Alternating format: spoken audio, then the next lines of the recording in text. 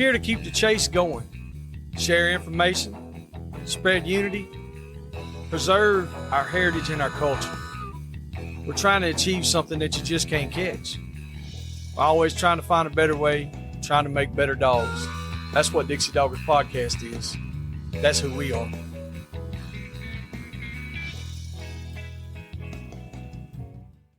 This episode is brought to you by Rankin Ranch 38 Cattle Company. Marc Rankin specializes in Brahma and Brahma Cross cattle in Oglethorpe County, Georgia. You can contact him at 407-832-2077. 407-832-2077. This episode is also brought to you by Phil Wilson of UC Hunting Properties. If you're buying or selling land, farms, or hunting property, these folks know land.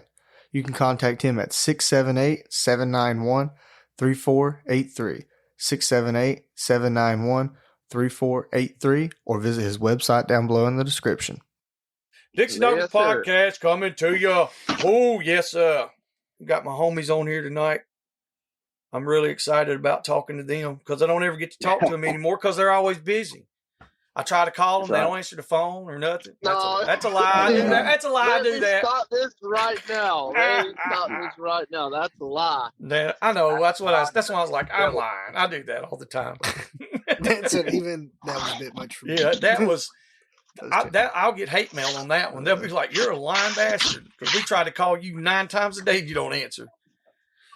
But anyway, so what have y'all been up to? Carter and Ryan, everybody knows the world famous B&Bs. No. Good, Ron. We ain't world famous by no means. Yes, you are. I don't know. This past week, I just got back from the Celebration of Life that we talked about last podcast from Papa Carl Nettles. It was a great event, man. Or not event. It was a great time and had by all of us seeing everybody there, but it was obviously unfortunate circumstances to see everybody. There was about 400 people there, so I was blown away by that. They had all kinds of food. They were drinking their Busch Lights in honor of him. Everybody had their denim pearl snaps on. We were sharing hunting stories, and it was a good old time. I also got to bring those puppies that you guys were gracious enough to let me take down to the Nettles and give it to them. They were super pumped about that. That brindle dog has got some fire in them. We caught a little piglet a couple of days ago, like right after, a day or two after we got the puppies. I showed him that thing in the yard, and he was banging like hell. So they're fired up about those dogs down there. Good deal. So the whole let's give them time to mature shit went out the window. I just want to see what he's going to do because he's like when I walk in there and feed him, he'd be barking at me. So I'm like, I got a little piglet. It was like 5 pounds. I was like, I'm going to see what he's going to do. Hey, I'm doing the same thing, bro. They bathe my shirt. They bathe my hat. They bathe the water bucket. So it's like, look, you got to do it. You know that. They're what, 12 weeks old, whatever they are. It's like, okay, if y'all want to bathe something that bad, let's let you do it. That's right. Because most of the ones that we have, they don't bathe shit. No. They suck. Yeah.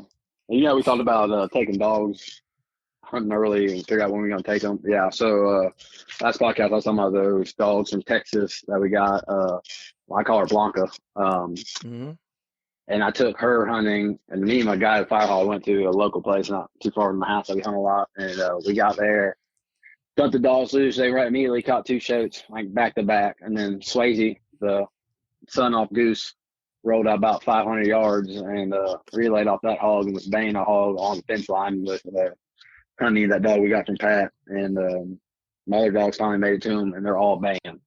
So I don't got a true catch dog. I got that. I got like a half pit, half Catahoula dog out of Florida. Just like in Florida curve type dog. Like the rough run catch dog. So he's been catching everything. I haven't seen him bang anything yet. So the hog was banging on the fence line. It broke and it went down to a creek bank and under a log wash. And I should have been smarter, gotten the creek bank and sent Hank, the Catahoula pit cross dog, in a better spot. But I got about 15 yards from him and sent him. He went over, jumped over the hog, and he was stuck between the hog and the washout log jam.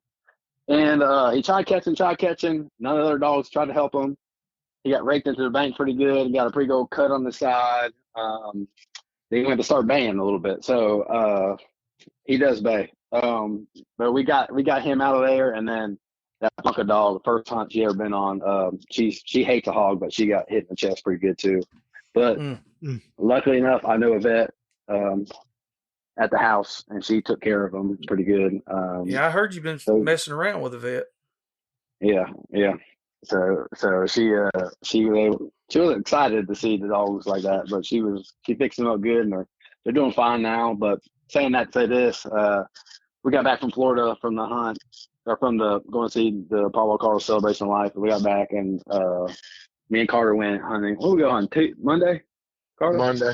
Yeah, we went hunting Monday, and like I said, I had that. I brought that 6-month-old half cur, half plot puppy from Cody Godwin, and Carter didn't. He, like I said, right out the gate, he started barking a little bit, and it was quiet. Boy, I said it's going to be a long day. Me and did all because we don't ever have open dogs like that. Me and Carter never ran.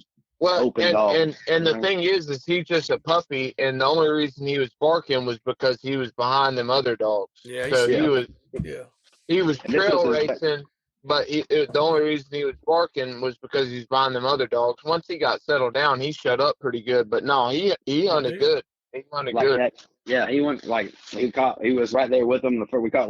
We made up 2 or 3 hogs that day, and he was with them every time. So I was really proud to see that. Then, like I said, fast forward to today, we went hunting this morning, and I had Cora, which is out of Braveheart Kennels, Diggy Smith and Bridget Smith's stuff, and Cora and that puppy were together like 400 yards, and they bait up a little sow, and then we caught that today. So I was excited about that, just seeing that happen. The dog's coming along. I guess you can say he's like semi-open a little bit, because he opens up a little bit and shuts up, and opens up a little bit and shuts up. So I'm excited to see what he does. I've never had that much of an open dog like that, but if he keeps performing like he is on track that he's doing for these past 2 hunts, then I guess I'll put up with it, because he's going step for step with the older dogs. When they're that young, there's a lot of things that can happen, you know that, and there's a lot of things that can change. Once it gets older, if it's leading the race, it might not say a word. And then again, it might be a lot more open. You never know. Yeah. But like I was saying, like the whole turn off for me, I got from turning off from open dog was the few I've went around here when I first got up here, and hunting with bad ones. We're just hunting with bad ones, man. As soon as their feet hit the ground, they were opening up and they're going 300 yards and then coming right back. I was like, this is terrible. Like this is absolutely terrible. So I finally have been with some good ones and seen some good ones hunting now since we started B&B, and as long as the dog can do it, man, I'm all for it. I prefer a silent dog, but I'm still all for it. You know what I'm saying? As long as they can do his job. Well, I mean, same thing with us. We've been doing this. I've been doing it a long time, and I've hunted with all different style dogs. I've had a lot of different ones myself, but I was turned off on open dogs because of the same reason. Like, had dogs that would just, as soon as they got out, you're like, are they running one or what are they doing? Yeah. And then they just come back. I'm like, damn, they didn't go 500 yards. And all they did was just make a lot of noise. And then I've got to travel enough. I've went with several different people with dogs that open up, and we catch hogs. It takes a little longer, it seems like, but that's also geographical location, the amount of pressure that's on hogs in that area. That's right. That's all got a lot to do with it. So, and what else has got a lot to do with is if them open dogs are running to stop him versus running him to run him. And I mean, it's the same way with silent dogs. Mm-hmm. I mean, it's the same exact way with silent dogs. But if they're just running him to run him and they're not actively trying to stop him, however that is, whether it's getting ahead, whether it's grabbing his nuts, either way, if they're not running him to stop him, that race is going to take longer. And, they're I would say, generally speaking, and somebody's going to quote me some stupid statistics that they made up in their own head on this, but I would say generally speaking, cur dogs are typically gonna want to get up there and put teeth into him to make him stop more than a hound is. Mm-hmm. Yeah. That doesn't mean that a hound's not capable of that, but I mean everybody's seen the videos of the hounds, just easing across the road, just going just as fast as the animal's going. And you do get longer races like that. And it's the same reason, some bear hunters carry cur dogs to make the bear get up in the tree. That's right. Yep. And put the heat on them. Right. It's not. I'm not saying it's a bad thing. There's benefits to both of them, but at the same time, like I want them to stop him. I don't want them just to run him all day, and especially if you're running him slow. I don't want him running. I don't want him at a trot. I want him to have to go. Mm-hmm. Yeah, and that's when you're going to get the hog to stop. Yeah, that's the only way you're going to stop him. If they're not getting ahead or putting teeth on him to stop him, they got to blow his lungs out.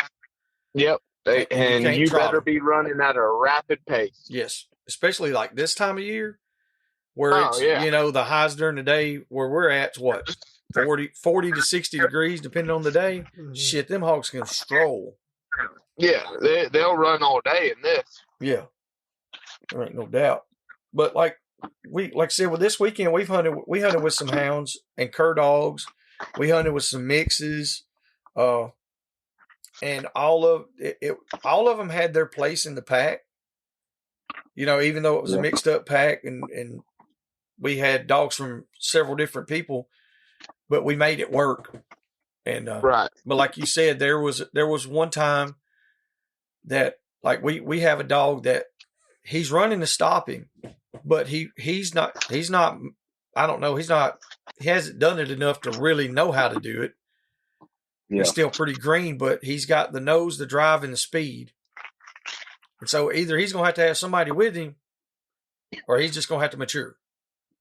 Right. Because running just to run him, that, like I said, I know he was walk baying. And to me, I'm like, I don't like that. I mean, if you're going to walk him, it's going to have to be a stud, a monster. Right. If he's by himself. And even at that rate, I want that dog grabbing hold, nipping, pulling, getting ahead of him. I want him to stop. We don't want to go for 12 hours. Just because the dog can do it, I don't care. But yeah, I mean, everybody, like, that's the thing. Everybody brags about a 12-hour race, but it's like, that gum, I don't want that. Yeah. And don't get me wrong. It is impressive when you see a dog that is capable of running a 12-hour race. Yes. But at the same time, I ain't got time for that. I ain't got time for that. No, we could have caught 10 other hogs. Yeah. I ain't got time just to mosey around. It is impressive. I'm not saying it's not impressive. I'm not saying it's not good dog work, but at the same time, dadgum, man, if I'm going hunting, I want to catch hogs. I don't want to sit there and run and sit there and stare at my garment all day. That's right. I agree 1,000%. But hey, somebody's gonna get real stirred up about that. They're gonna well, they run him 12 hours at 18 miles. No, you didn't. Yeah. You didn't run that hog at 18 miles an hour for 12 hours. Like, you just didn't do it. Yeah, that's a little much. That's what I said. I was looking at the Garmin, and there was a couple of times where I looked. I was like, it shows this dog's moving, 20-something miles an hour. Okay, yeah, I can believe that. That was the first hour of the race. Yeah. Right. He's just now bearing down on him. Before that, though, he was only averaging 5-6 miles an hour when he, when he was just hunting. And then when he got him up running, they run him hard for a while, and then it started slowing down more and more. And then, I'm not into that 10-hour racing. I was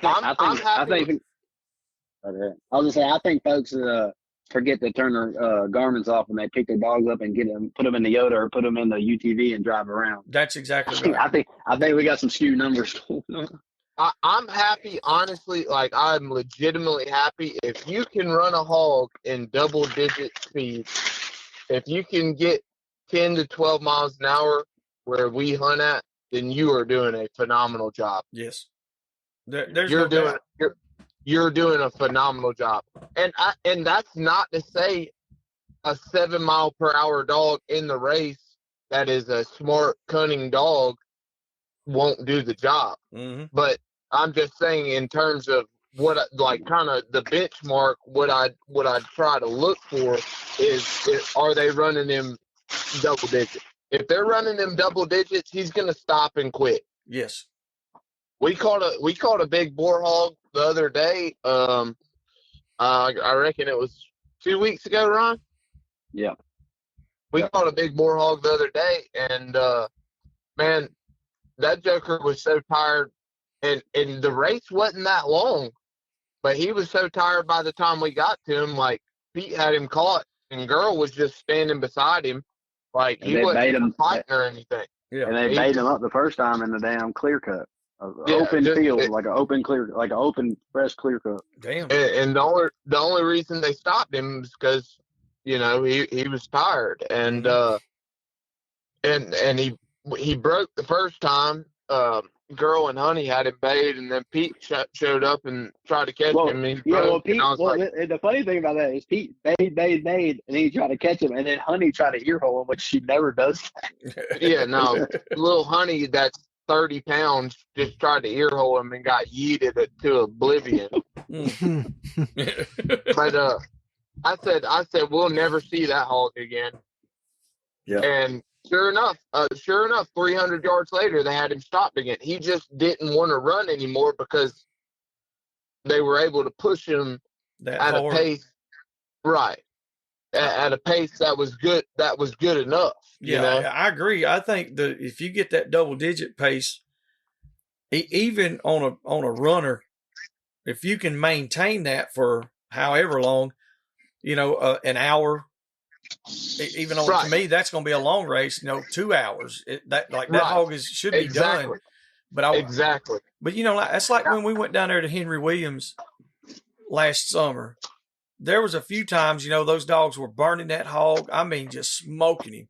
But also, you got to Yep. stop and think about the times that those dogs lost the hog Right. 15, 20 minutes at a time.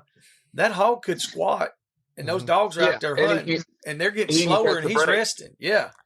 Yep. He So- can catch a break. So that's one reason why those races can last longer like that. Like I said, my Garmin was showing 23 miles an hour at one point, and it maintained it for a while. But Yeah. that I'm not saying, hey, he was looking at him and running him, but it's like, okay, I think he had just picked the track up, was running him hard, because where he was at, we had the hog on camera and the dog on camera. The hog was trotting. That hog wasn't running 23 miles fucking hour.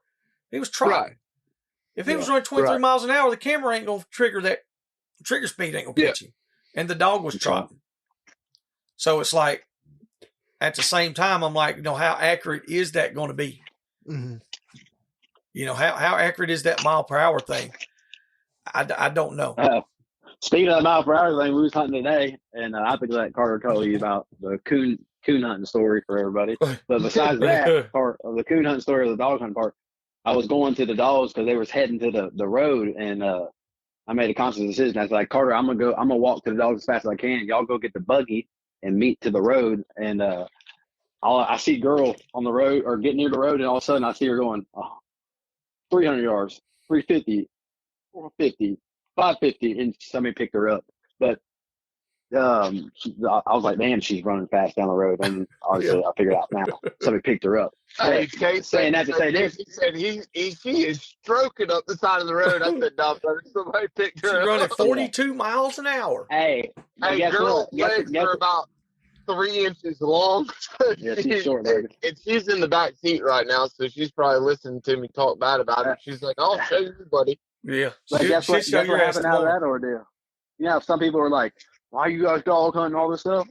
We got the neighboring property now to hunt because it was the owner of the neighboring property Oh, that's good. that picked up the dogs. Hell yeah. Yeah. Yeah, no, he was real cool. He was real cool about it. So, but yeah, no, we were driving, and Ron had casted his dogs, and they went one direction, and Girl and 12 went the other direction. But 12 being counterfeit, he quit early. Yeah. and turned around and come back. And then girl was still out there about 260, 270 yards. And she finally come back, and we picked him up, and we're driving through a cow pasture. And, man, we see this daggum, we see this thing running across the thing, and we're like, that's a cat. We're like, oh, no, it's a raccoon. And I was like, Probably some rabbit I was coon. like, It's probably I was rabbit. like, boys, I know I got something in the box for this. I said, girl, get him, get him. And Coon run down into this creek. The girl grabbed it. And old 12 jumped down there. He didn't know what it was going on. He's gonna just show was it. like, watch this. He barked once and then tried to grab him. And he caught him on the face, and that raccoon bit 12's tongue and stretched it out about 3 feet. And 12's in their belly. Yeah. And, that video, he was hollering. Yeah, now Poor we caught a coon on the ground with a pro pen dog and a midget dog, and them folks that Small still person. have blue ticks, they ain't never caught one on the ground because their dogs are too slow. There you go. Hey, I resemble a damn blue tick owner now, damn it. Oh my God. Got a couple of them. I ain't caught one on the ground. Yeah, we still ain't caught one on the Caught ground. one on though. the You're right, ground. though. We I still can't ain't talk no caught one. shit. If I'd caught one on the ground, boy, I'd be talking it. Yeah, man. like we still can't catch them. I'd be quiet. This coon hunt stuff's easy. We're gonna start entering our dogs at the coon competition. There you Jeremy go. Garden, you better watch out. We're coming. Yeah, hey. I'll bring girls. She won't tree, but if they're on the ground, she'll get down on them. There you go. Carter, if you ever went and handled coon dogs, I think you'd love it just to talk all the shit. Because you know there's some trash talking there. Yeah. Oh, brother, let me find a dog, and I'm gonna do it with like a old dumpster curve, like that super freak dog that Pat has. Yeah. That's what I'm gonna do it with, and I'm gonna make some folks stirred up. I'll run it up. Like old trash can Sam we had. Yeah. We had one, my neighbor called me. He's like, hey, you got a dog loose? I said, no. He said, well, there's a dog outside. So he calls me back. He's like, it's a big old coon dog. He said, it's a blue tick. I said, really? He said, yeah. He said, it's up here in my damn garbage can. He said, I'm going to shoot this damn thing unless you come get it. I said, well, hell, I come up there and get him. Got him. And, dog looked pretty good. He wasn't in bad shape or none of that. So, hell, we messed around with him a little bit. I had a coon in the cage. Hell, he treated the shit out of it. I was like, well, hell, we're taking coon hunt. Well, a couple of my buddies, one of them had competition coon dog, black and tan, and had been winning a lot of stuff with him. We went down there. I said, well, I just want to see if he'll hunt with another dog and blah, blah, blah. We turned that son of a bitch loose, and when he come out of that box, let me tell you, it looked like somebody was digging a ditch. This motherfucker was gone. And I was like, well, he's never coming back. Dad and I just kind of looked at each other and he was like, huh. Well, he gets out in the middle of this green field where there's a corn feeder. Like, we didn't know there was a corn feeder there. He just, and he's gone. Well, the other dogs, they go out there milling around. They don't do nothing. I was like, well, here we go. We got a possum or armadillo coming. Deer or something. An hour later, he grubs his track. We go to the dog. We can't find him. I said, where is the dog? There's a tree leaning across the creek. And when I say leaning, it's at probably, I don't know, it's got just about 10 degrees out of 90. You know what I mean? It's on like a fucking 2112. Yeah. This dog has climbed all the way in the top of it and has got his head in the hole. Hey, see, that's what type of dog I like. That ain't no slick treeing. First thing they said, Right. he's slick treeing. We shined up there. I said, no, his head, you couldn't hardly hear him. His head was in the hole. I was like, oh my God. Remember, I had to shock. I kept on, I had to bust him out of the tree. We was not going up there. Like, I couldn't, he was literally like 40, 50. Them dudes was just like, they couldn't believe it. You know, PJ got pissed off. He's like, I just won a world hunt with this dog. I was like, well, I'd shoot that son of a bitch. Because I just got this one out of the garbage can and he done better. That's me right there, boy. Yeah. That's me at every bait competition. That's me at every bait I literally competition. did. I said it before I even thought about it. I was like, I'd shoot that son of a bitch. If I won a world hunt and I had a garbage can dog I mean, Trash Can Sam was his fucking name. Yeah. And if he comes out and outdoes that, then I'm sorry. We hunted him a few times, and then you gave him to a fella that lived up there near Bankhead. Mhm. And my name and number was on the collar because it was one of my first dogs. And then I was like, "Well, I think I was playing a bunch of sports. And I didn't have time to coon hunt or something, so we gave the dog to that guy.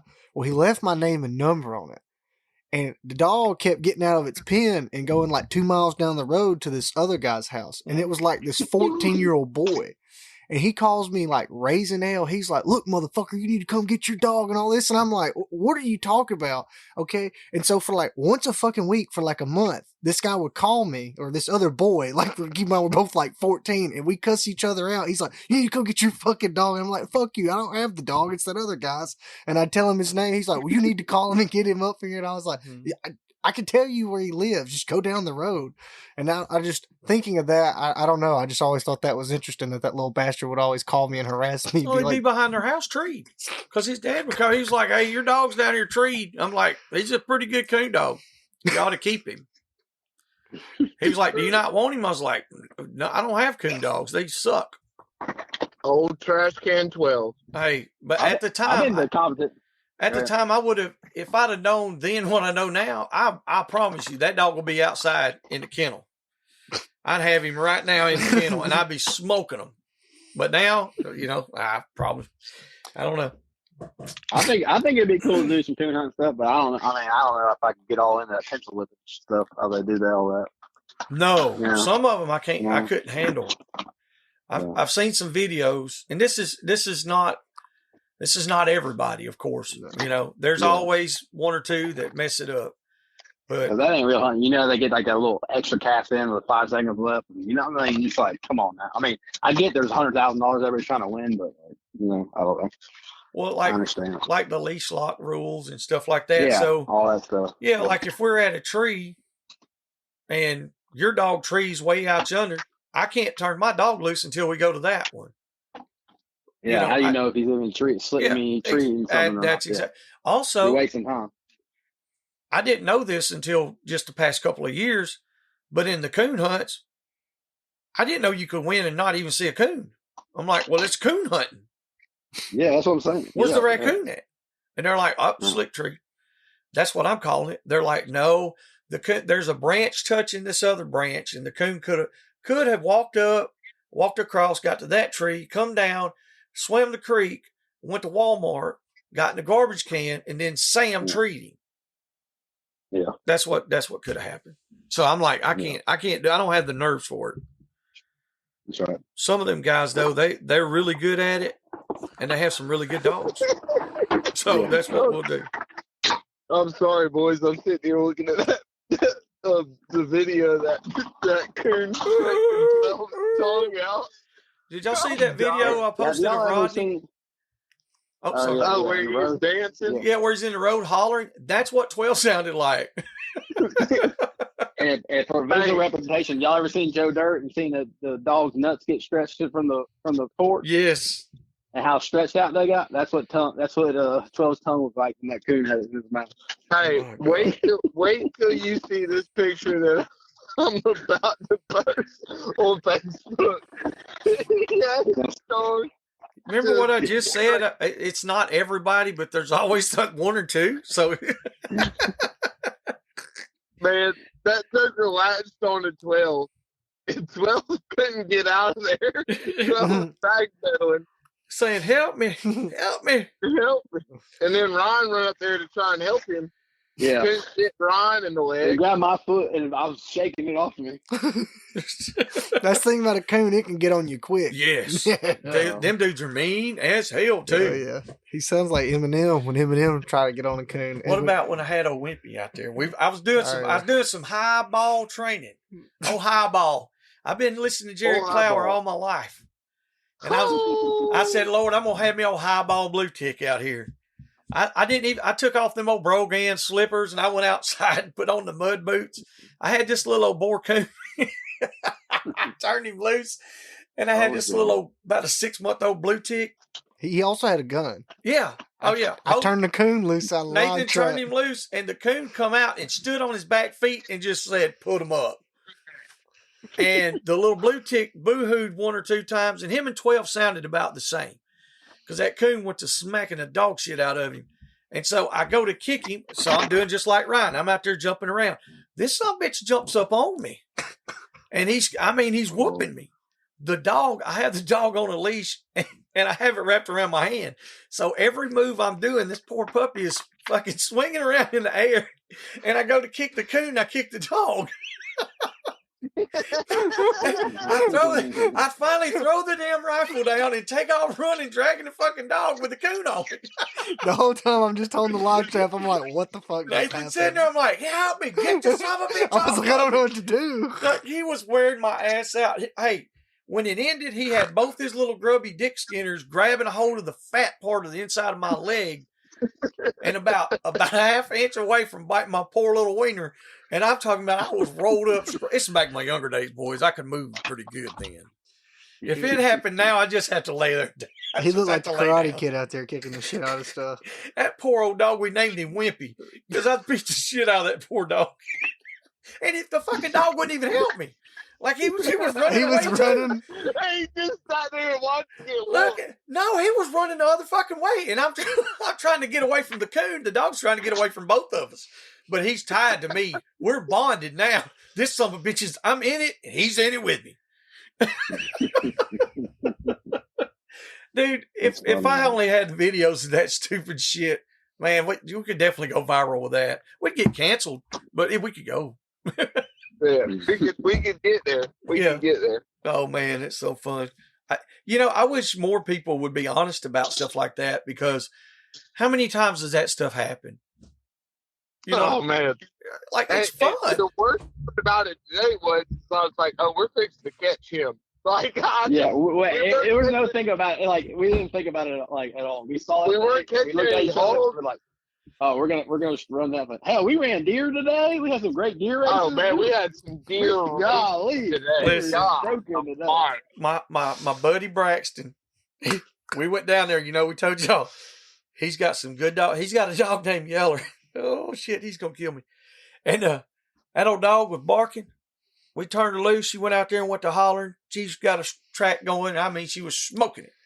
Well, hell, we go up there. You can see hog tracks go across the road and everything. They just fell out of the race. They're young dogs.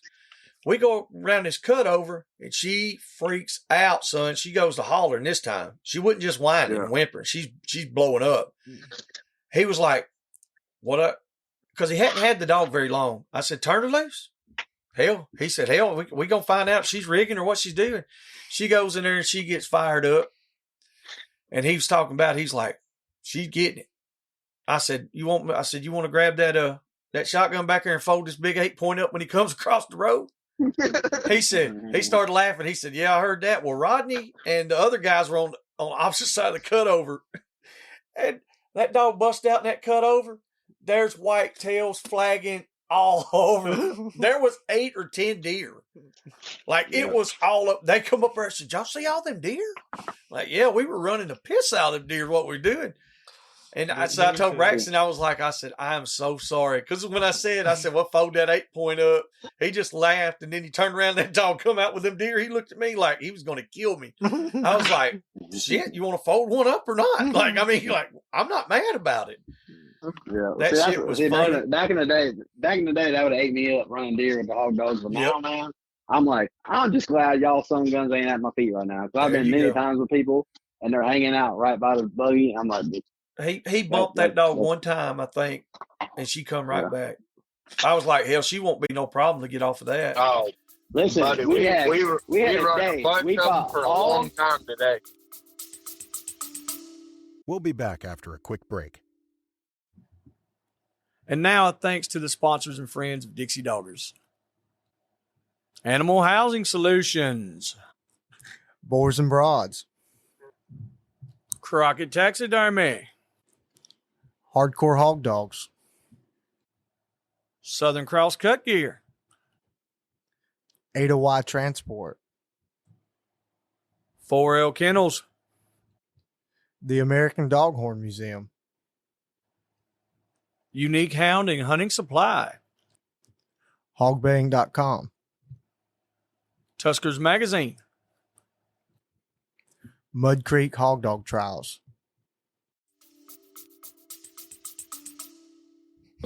Today we ran deer. We caught a coon on the ground. We killed. We killed like 37 armadillos today. Oh my gosh! Damn. We had a day. Like if we was going hungry, we was not going hungry today. We was feeding the tribe today. That's we what was I'm, eating something. that's what I'm Hey, talking I about. came across a clear cut, and I had the 30-30 in the buggy, and this was when Ryan was going to get the dog. I had 30-30 in the buggy, and here comes 6 does just hitting donuts right in front of me. I said, "Give me that 30-30, boy. We're gonna eat good tonight." But I But stopped. it's not deer season. You But it's not restrained deer season. yourself. Just so you know, you're lying. And it's illegal to shoot deer out of season. Yeah, And so I didn't. that's why you didn't do that. I did not do it. Good deal. But I could have killed every single one of them if I wanted to. If you had enough ammunition. Yeah. Yeah. Now I think we're running a little bit low in the 30-30. I ain't reloaded in a couple hunts, and I've shot some hogs. Yeah. So. That catch dog don't miss. There you That go. catch dog does not miss. It's a forever headache. It is the Tylenol of all time. It will relieve your headache forever. Heck yeah. Hell And yeah. I promise you, it will. It doesn't matter if you're bait up in the briars or in the brush. It'll go right through that, and you won't remember a thing. There you go. Ain't nothing wrong with that. You ain't got to worry about a miss. I love it because every time I shoot a hog, Ryan acts surprised that I hit it. I need to. Well, cause look, I'm so pro tie everything. We don't ever. We don't shoot a lot of them. You know what I'm saying? So like, I'm like, it fires me up when you're like, get out, pow. Oh, I give them dogs You get the old 1.5 standard. seconds. You If get the they old do standard not get too. out in 1 second, they will feel the verb off of it. Yeah. It's get out and then blam. Concussions. Yeah. Their ears will be bleeding. You gave them fair warning. You Yeah, gave I 'em- told them get out. We've been running so many loose dogs now, and we don't have any damn catch dogs going on. So we're like, screw it, we got to bring the gun. You know what I'm saying? the way we've been doing We it, got to bring. I don't believe in shooting stuff. Nathan does. So, like Nathan's like, let's take your dogs if he's going to shoot something, right? So I'll take my dogs. Let me tell you how good these are. My dogs are in the box when Nathan shoots a Yeah. hog. There you go. They're Lord at the have fucking truck when he busts one. That's what them dudes are in the box. Hey, if you bust that 30-30 beside these dogs here, we're not going to find There you them. go. Hey, well, listen. I think that's how you get some dogs to relay sometimes. I believe it. Oh, hey, brother, they will get gone. They will get gone if you say that. You get that. Get out. Get on out of here now. Hey, you know what? I hit them with the eye. Get out, and I give them the eye first. They better know when I say that. I'm already looking at the hog's eyeball. No. And as soon as I finish get out, you have 3/4 of a second to get out, and I'm pulling the trigger. Woo! But you know, we're so damn pro tie when we always had rougher dogs and stuff to catch them in time that the past couple hunts, man, we've been on, we've had like loose bay dogs, and we're like, this is the time we got some up and comers. I got a catch dog growing up, and so does Carter. He's got a catch dog growing up right now too. So we're getting him grown up, but that 30-30 don't miss, and Carter don't miss, and it's really fun to watch sometimes. I mean, I'm all about pro tie, but it's really fun. I believe in tying it, and honestly, I like shooting little hogs, like especially if you got little shit hogs. Yeah. They're baying like a 50-pound shoat. You're just like, get out, wow! Ooh. Shoot them right in the head. Like I love that. Like I love that. I'm pissed off that I had to walk there in the first place. It's like, golly, it's a 10-pound hog. But it is hard. Baying It is hard to do that all the time. Like the other day, we got in a jam. Cora jumped the hog, and they was all with the other dogs, and they ran it. They jumped the hog about 100 yards and ran it about 50 yards and had it bait in some thick briars, Joey. And we were crawling. Me and Carter were crawling. I'm trying to video. Carter's crawling with a gun in front of me, and we got like 10 feet from it, and it broke. We couldn't even see the hog how thick it was at that spot. We knew it was a good one because we had 5 dogs on the ground. Everyone was a fan. Oh, And, I've seen it. I've seen it when I laid down flat on the ground. Well, you could see the shot, like the bird, but we never got a full visual of it. But you could see the black that's in the bushes. But it was just nothing. We didn't feel comfortable we all didn't feel comfortable taking the shot in that stuff with all the dogs around it. So it broke from there and ran about another 900 to like 0.6 of a mile away, and they had it bait up like 50 yards off the road. We went to it again, it broke again, went to it again, it broke again, and we never got it bait up again to shoot it. So it's good to have, obviously, I'm telling everybody, we like the whammy stick sometimes, but that traditional catch dog ways or having a rougher dog to go in there and seal the deal is the way to go. Yeah. Because you're always not going to have the opportunity to shoot something, you know? That's right. Mm-hmm. And I can, like, I haven't been, I don't think I've been with Carter when he shot any, but like, you know, we've hunted when y'all tied him up. And when we were down at Cody Godwin's, me and Nate were crawling in the gallberries, and Carter was done crawled in there and he was rolling around on the ground. We got there, he's laying on top of this hog, and he did that. All right, caught hog, get out of here. And like our dogs, they left. I think all of them but Louie. Louie was running around acting crazy. But I was like, damn, these dogs know Carter wasn't playing around. Like, they left. They got the fuck out of there. No, when I say get out, it means get out. You ain't got very much time before that hat starts swinging or that trigger gets pulled. Yeah, because I know I got in there, asked. I said, well, they're very hard to get off. He was like, nope, I only swatted 2 or 3 times and they left. Hey, hell yeah. That's exactly what. Smack the shit out of them. While we're talking about this, it's pretty, like, you know how we talk about handle on a dog a lot on here. And, so when we got to the hog that I shot one the other day, when we got to the hog that I shot, Daisy, so Cora and Gator were bayed on the right side of the hog. They were off of the front right side of the hog, and Daisy was on the back side of the hog. And I was like, I can't take that shot because she's behind it. And man, I'm telling you, Ryan said, Daisy, come here. And as soon as he said that, Daisy quit baying it and come out, gave a perfect opportunity for the shot, and boom, the shot's taken. And it takes a lot of work to get a dog like that. Yeah. You know? Yeah, I don't think I'm ever gonna have that on Cora. Yeah, no, Cora. I don't think Cora was baying the hog that we had tied on the front of the buggy today. So Yeah. I don't know that we'll ever have that on that. But it is impressive when you see something like that. And I mean, we got a video of it. It's a pretty cool video. But I mean, Ryan says, Daisy, get out. And Daisy turns, quits baying the hog, and loops around right there to give me a good shot on it, take the shot.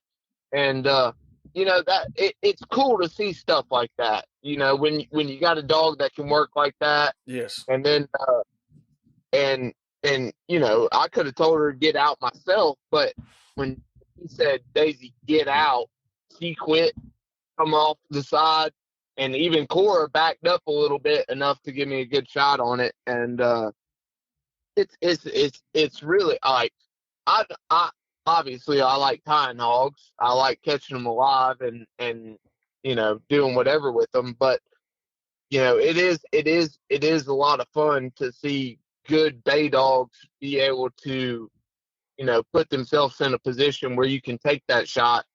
And I shot one in Guam that was about the same way. It was just like, all right, get out, and they backed up about 2 feet and just walloped him right in the forehead. And I got his skull in my room, but I got a good 223 bullet right through the forehead, and I like it. I like it. I don't want to do it all the time. Yeah. Because I like hogs. Like I'm fixing to make a shirt that says "Save Feral Hogs" because I think hogs are really cool. And really, I'm about to piss a lot of people off, but really the only reason that people don't like feral hogs is because they eat all their deer corn. Yeah. All these people are like, oh yeah, feral hogs are so destructive, blah blah blah, and this that. deer cause more damage GDP than hogs. What about raccoons? Yeah. I mean, don't they know cause what raccoons- like in a cornfield. Like you go around the edge of a cornfield, you'll see corn cobs drug up in a tree. A damn hog didn't do that. So I'd go a stretch further than it's just about the deer corn. I think it's literally media propaganda because a lot of It is like all these farmers usually. Hold down, motherfucker! They've And I'm been fucking telling- with my head. They've been messing with me. Well, all these farmers I've been whose hating hogs pigs for no tear, reason. all these farmers whose tear pig shit up. Most of these farmers, their family members or there's political affiliates of theirs run for office. Trump didn't do it. Who? Don't you say that. Okay. Boy. Yeah. Don't I'm you not ever saying talk about that. Trump. I can't finish it. Okay, go ahead. I ain't gonna say. Yes. Now he's won't tell. He won't finish telling because Because you keep Trump- interrupting me. Well, you interrupt me all the time too. It's fair.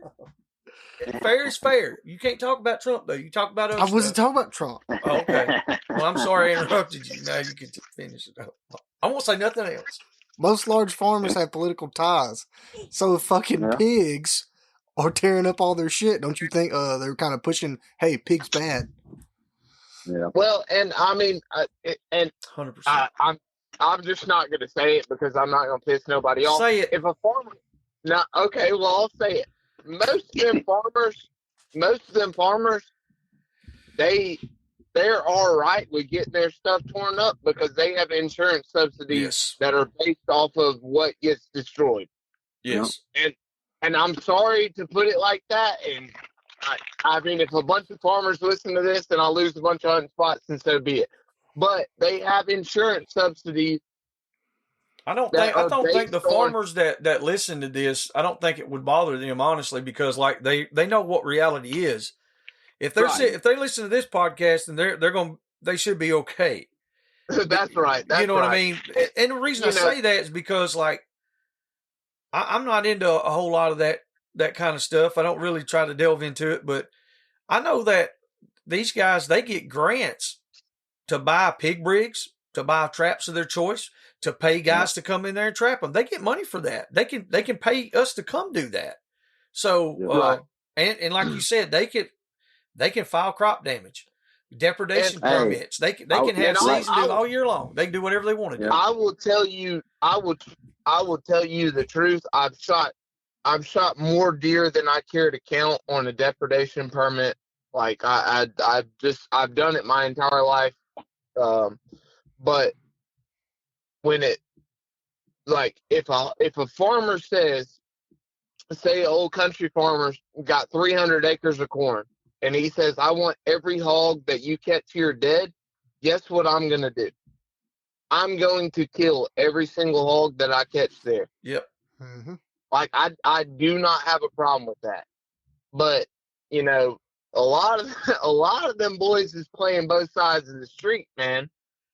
They're playing both sides of the system because they get the subsidies. They like, and I'll just go ahead and take it a step further and just piss everybody off. Yeah. Like there are guys that tear up their own stuff just so they can get the government subsidies. And I'm not dissing on farmers. Farmers feed America. That's right. I'm not dissing on farmers. And like we said a while ago, it's not everybody that does it. No, there's some. I know some farmers that pray for a drought. Yes. Right. Pray for a drought in the corn because season. Because they get the subsidies. Mm-hmm. And I'm not, but just in terms of what we're talking about, feral hogs are not the biggest problem that we got. No. Like, yeah, man. If they really want to do research on it, they can do it. Like, if you plant sunflower for Dove's Fields or Milo or damn millet or any of that stuff, man, then deer destroy it. Destroy it. Even corn. You go out the cornfields and the corn's ate off at like 4 foot high or higher. Soybeans. Yeah, and they're like, the farmers are all pissed off. These damn hogs. I mean, the hogs ain't doing that. Yeah, the hogs are not doing that. Yeah. The hogs aren't doing that. And typically, when your hogs get into the cornfield, they're going to pick an acre of it, and they're going to pick everything dry on that acre. Or the ones that we have here, the way they normally do it, when they plant it, and Nate can correct me if I'm wrong, but it seems like the first 3 to 5 days after they plant, that's when we deal with the hogs. And then we don't deal with them again until after the corn has tasseled out. Yeah. Yeah. You know what I mean? It's milking. Yeah, it's milking. Yeah. That's exactly right. It's like they're not staying in it. The deer, No. they're there every day. The coons, they're there every day. The crows, the crows are ridiculous here. Do y'all deal with a lot of crows?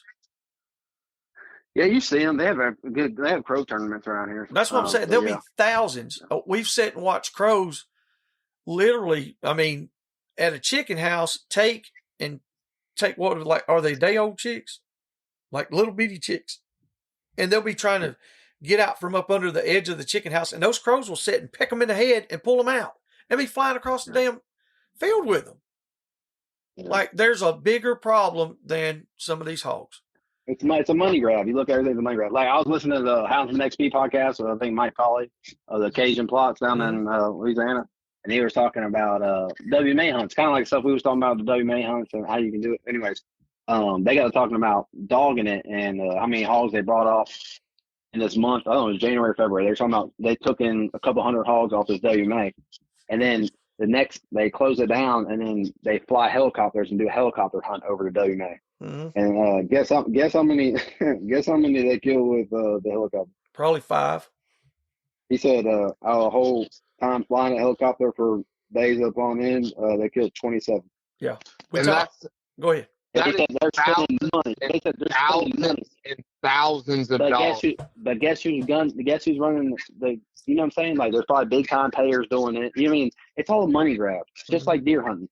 The deer hunters make so much money shooting these booner deer, but they brought these deer in, and they always talk about the hogs are the problem. But the hogs have always been here. So the hogs aren't an invasive species. You know what I'm saying? They've been here. They've been here longer than the deer have. Like, they've imported deer from Wisconsin. I know a bunch of farms that we hunt. Oh yeah. They imported them from like Wisconsin, Indiana, right. All these northern states. They brought the deer here.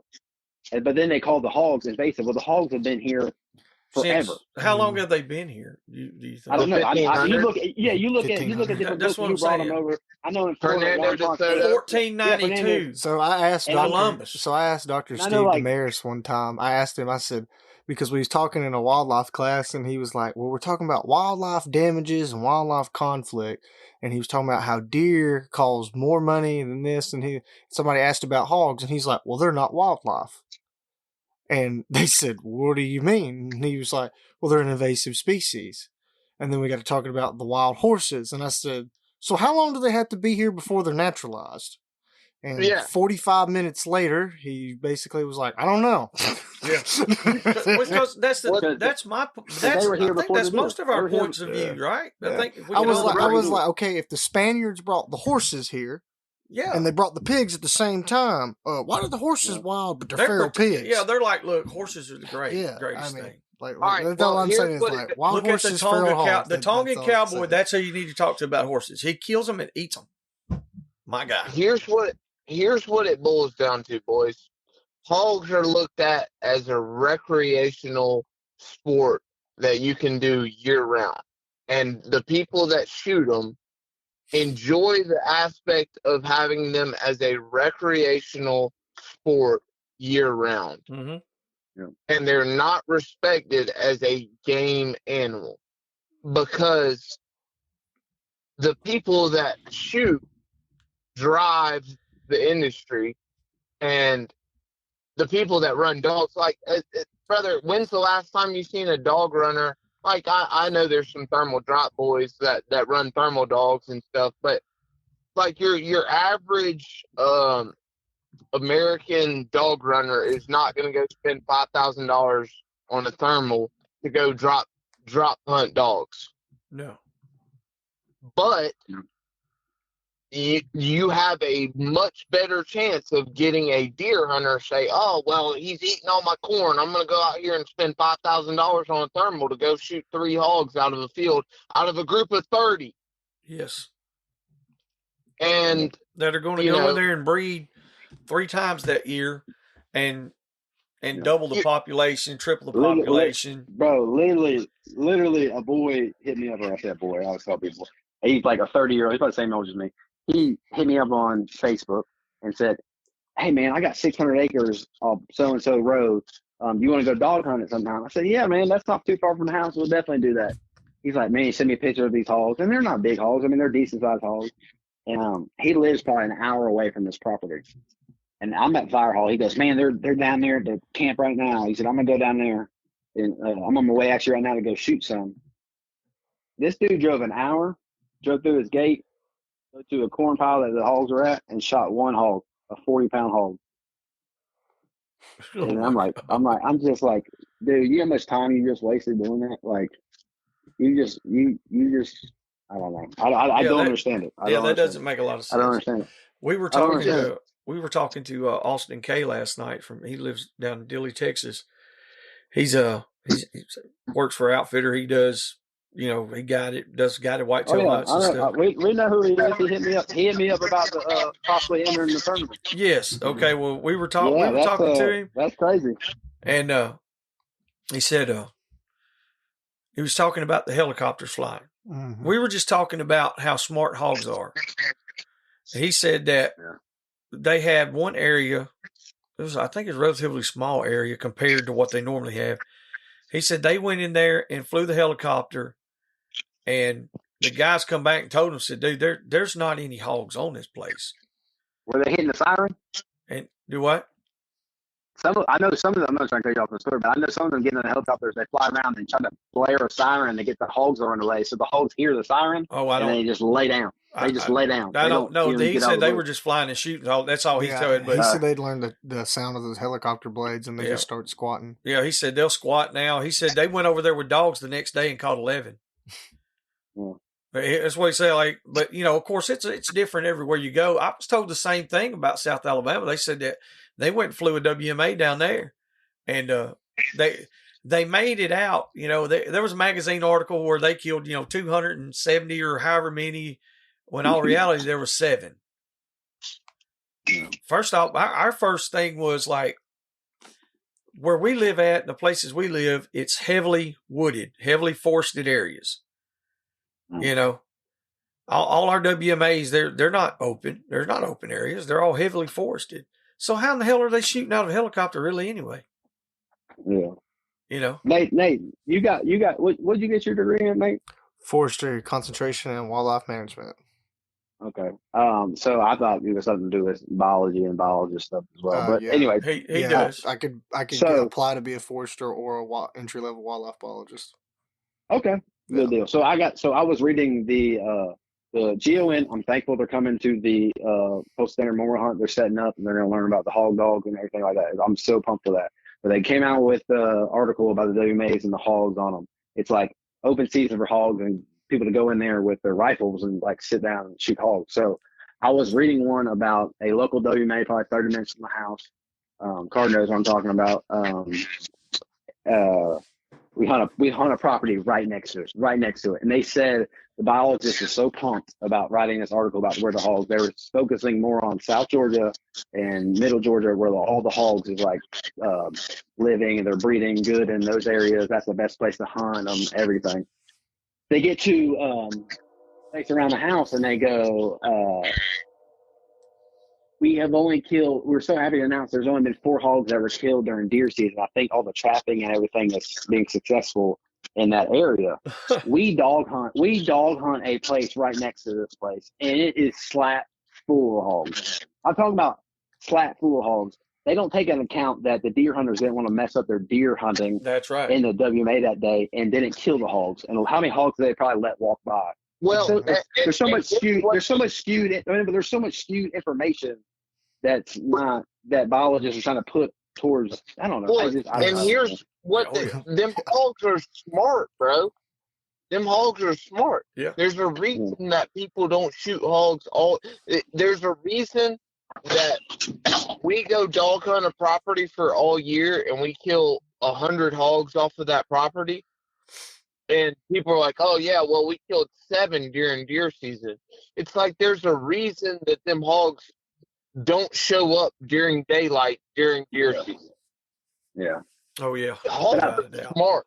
No, I get they're smart, but I think that they are skewing some numbers in a way yes. to make it seem like, I'm like, bro, they're not they're not gonna shoot a rifle at a hog when they're sitting there trying to shoot the buck. You know what I'm saying? Oh yeah. Like, they're not gonna try to waste their deer. Which is like their what's like in like this happened to me personally, dealing with a couple of biologists.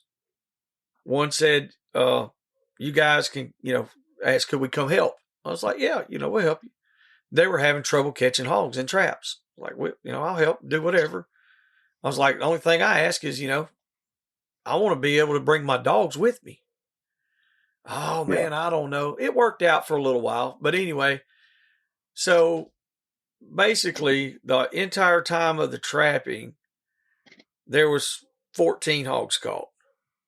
That number went from 14 to 1,100. Literally 1,100. And I'm like, they're in the article. Like, this was put out in public, and I'm like, this is not what happened. And the guy said, "Well, we got propaganda, man." Yeah, and that's what it was. He was like, "Well, we got to let them know that we're actually making a difference." I was like, "Well, but you're not." No, but you're they're not. justifying they're trying to skew numbers to justify keep their job. Okay, and so the next year, those numbers come out. Only 14 hogs caught. Really? So we just made up 1,100 of them to tell the truth for the next year. So it was basically saying, okay, the numbers were so bad and so high that we caught over 1,000 hogs, and this year we only caught 14. So we did such a great job that we just knocked them out. So much improvement. Yeah, such a big improvement. Exactly. Diminished the number. Yeah. And like you said, as far as the deer hunters, I've been talking to one that I've been knowing for a while. Him and his dad, they shoot a few hogs here and there, and he's wanting to trap some and blah, blah, blah. And he's like, well, it ain't even that hard. I was like, not until you want to do it. Yeah. You got a camera, and that camera goes off, and you slide down there behind your house during deer season at night with a thermal, and you shoot them. Number one, that you're not supposed to do that. It's illegal. But that doesn't mean that it's easy. That means you did it the easiest way. Mm-hmm. Yeah. But now when you want to do that and you want to reduce the numbers, and you like reducing the numbers where he's at, he would literally have to knock out 1,000 plus right there on his property to make a difference. And he ain't doing it because I think he's killed like 13 in 4 months. That ain't shit. Yeah. Like that ain't nothing. So I don't know. We're gonna piss so many people off with this podcast. Yes, this was not a planned podcast to do this, y'all, but it's the truth, and we're gonna get a bunch of people stirred. We're gonna be in the lowest percentile. Hey, but guess what? It's the truth. The people that it's gonna stir up ain't gonna listen to it. Nope. But one of them will, and we'll just be clipped. It'll be a clip of me saying this, and a clip of Ron saying this. Yeah. We hate America. Saying this, and a clip of Nathan saying this, and then all of a sudden we're gonna be blackballed, boys. But hey, guess what? My balls are red. Anyway. I'm gonna hunt your property anyway, brother. I hunt the properties. I hunt the properties that I'm allowed to hunt, like I'm trespassing. There you go. So if you think that I'm not going to take extra consideration when I'm on your place, then you're just wrong. You're just wrong. That's exactly right. Wrong. Yeah, I like going hunting and people not even know I'm there. Yeah. Well, that's usually how y'all do it, ain't it? Yes, sir. Yeah, I mean, you got to. Yes, sir. Yeah, if you don't want to get incognito. Yes, incognito. Hey, landowners never gonna get mad at you if you ain't bothering. We got the biggest hog hunting brand in the world, and Yep. They don't even know you're there. No, sir. No, sir. Because we don't make a mess. We're not trying to make a mess. We're not trying to. How long did we hunt the hunting club up there before anybody knew we were there? 2 years before we ever met Russell and them. Mm-hmm. He was like, well, how long have y'all been hunting here? I was like, this is our second year. He said, y'all hunt during deer season? I was like, yeah. He's like, well, I've never seen y'all. I was like, that's the point. We ain't trying to bother Like, you. you don't even know I'm here. Ever. That's the way it should be. We got permission from the club president. We ain't trying to bother no Hey. members. Do you guys? I gotta start putting my camera out and like baiting stuff up. Do you guys do pretty good at keeping track? I was talking about that with my buddy. We took my lieutenant hunting with us today, and the ride home we were talking about it. We were like, man, we caught a decent hog with him, but I'm gonna get him on a damn like good shankster. And I said, you better just come to the weigh-in so you can see everybody else's shanksters they bring in, and you just have to go hunt with them. I'm joking around with them. But I was like, man, a lot of the places me and Carter hunt, we're just blind hunting it. You know what I'm saying? Like we know we got a spot over here. We know we got a spot over here, a spot over here. We don't have no cameras on them. We're just out there hunting. And Yeah. I think that's an enjoyment that me and Carter probably take for granted a little bit. We don't think about it as much. And I really thought about it today because we're not really like putting our. I mean, when we catch a stud boar, we're surprised. Yeah. We're surprised and pumped. You know I'll what I'm be saying? honest, because like I know what you're asking. My every intention we had was to get cameras, and when they went off, we're gonna go up there and take young dogs or whatever and go hang big boy every time. Yeah. And something kept eating at me, and I was like, I can't do this. Like but it does help us keep up with who's there, what's there. Yeah, that's true. When the hogs are in the area, and I'll be honest, like when we have a good sounder come in, there have been times where I'm like, hey, they were there this morning at 7:00. So me and Nate might ride up there at 5:00 that evening and take some puppies. There's a good chance that they're going to be around somewhere. They're pretty close. So I'd probably call a bunch more because my dogs I'd be so damn mad. There's happened before. Dude, you go hot drop on them when they were there like 30 minutes before. Yep. And you don't catch something or even attempt to bait something up. Yeah, that's happened. Oh, you get so fired up. Here's what really burns you up. What exact thing you're talking about right now. Mason Hoy and Josh Neff were coming down. We had two of the biggest hogs on camera that we've ever seen. They were there Monday, Tuesday, Wednesday, Thursday, and never seen them again because they got here on Friday. Oh man! Oh That's yeah, rough. I was like, you dirty bastards. So them hogs is rangy, man. They're crazy. But now, like I said, and with using the cameras, what do you think the average is on? We call it a loop. They making their loop. They're round.